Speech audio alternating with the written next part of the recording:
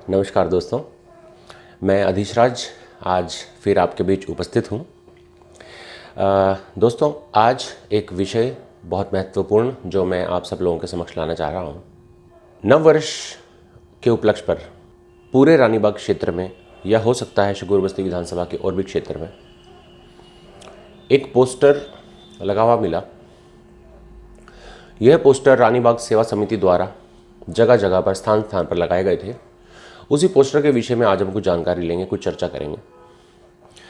यह पोस्टर कुछ इस प्रकार का आपने तमाम जगहों पर लगे हुए देखा होगा। रानीबाग सेवा समिति बिल्डर्स एसोसिएशन। दोस्तों, आइए आपके लिए मैं इस पोस्टर पर लिखे विषय को पढ़ता हूं।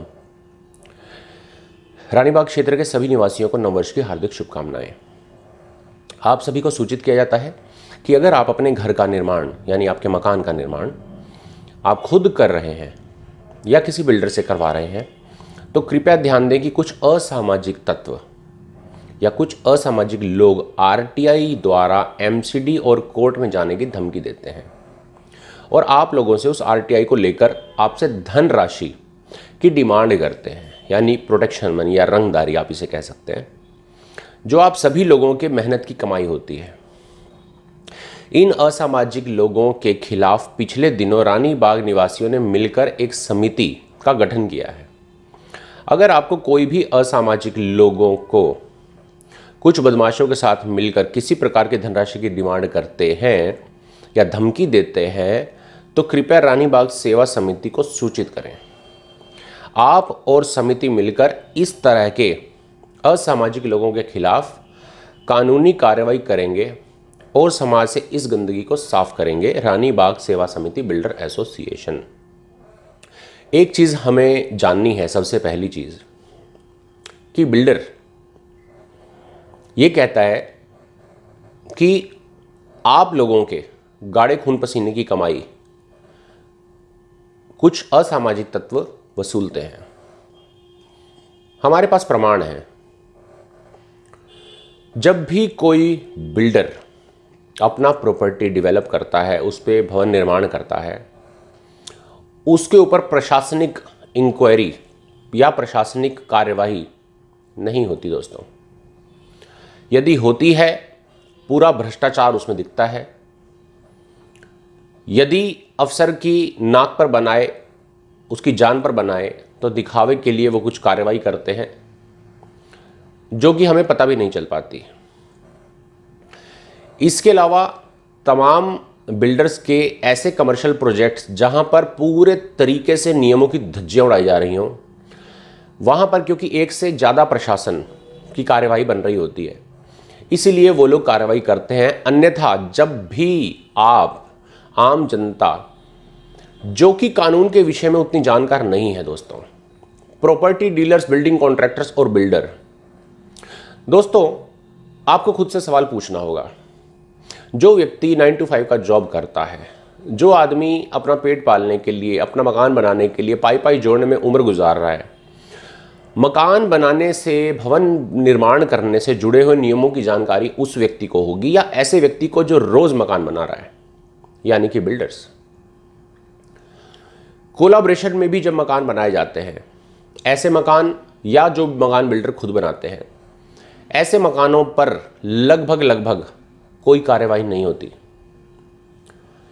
तो क्या रानीबाग सेवा समिति बिल्डर एसोसिएशन के अंदर जितने भी लोग सदस्य हैं, जितने भी बिल्डर लोग शामिल हैं, क्या वो ये कहना चाहते हैं कि उन्होंने आज से पहले जितने भवन निर्माण किए हैं वह सभी नियमों के अनुरूप बने थे, या इस वक्त जो बन रहे हैं, अंडर कंस्ट्रक्शन है, या जो आगे भी वो बनवाएंगे वो नियमों के अनुरूप होंगे? दोस्तों, जनता से सहानुभूति क्यों चाहता है बिल्डर एसोसिएशन? जनता आपका साथ क्यों दे?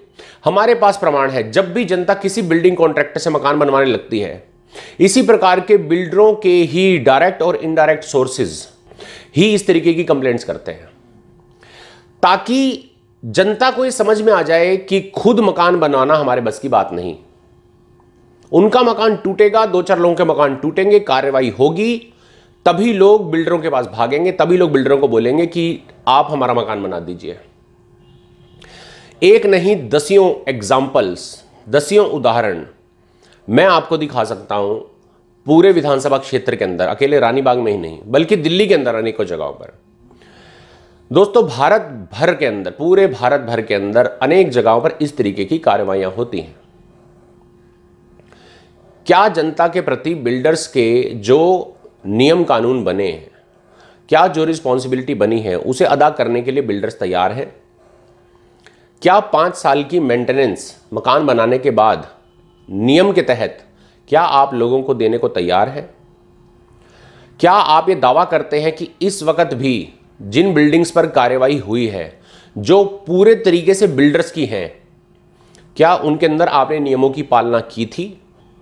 जनता की आंखों में धूल झोंकने का काम ना करें आप लोग।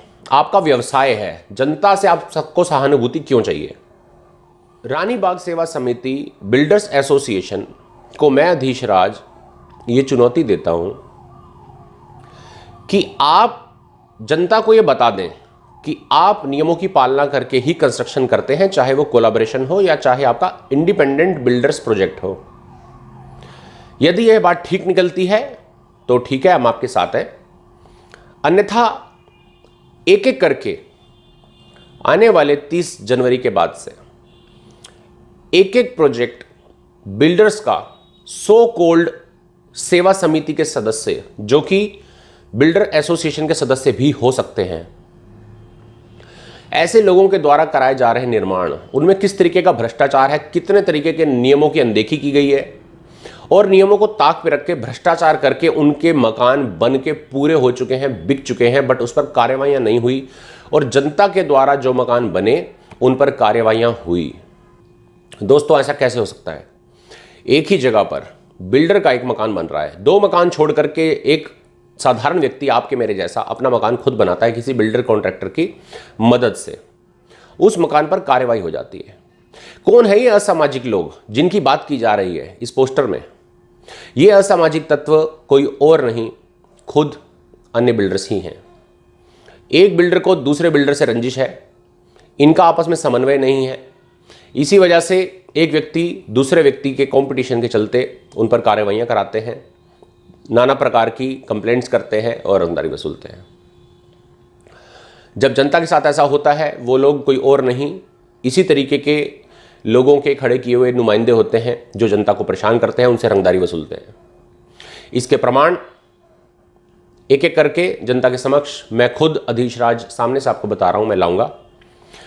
एक एक प्रॉपर्टी जो रानीबाग में गत 10 से 15 वर्षों में बनी गई, उनके अंदर कहां कहां नियमों की अनदेखी हुई, किस बिल्डर ने बनाई और उस पर कार्रवाई यदि नहीं हुई तो क्यों नहीं हुई, और यदि कार्रवाई अभी तक नहीं हुई है तो वो कार्रवाई होनी चाहिए कि नहीं होनी चाहिए, इसका डिसीजन जनता खुद ले।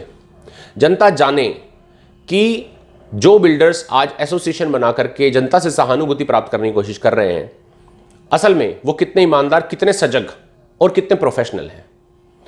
तो यहां पर जनता को अपने धंधे को चमकाने के लिए आप इस्तेमाल ना करें, ये मेरा आपसे अनुरोध है।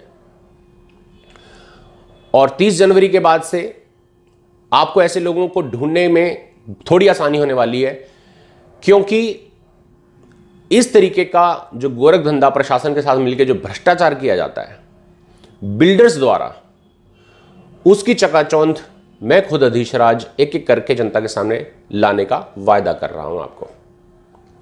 बहुत बहुत धन्यवाद, बहुत बहुत नमस्कार।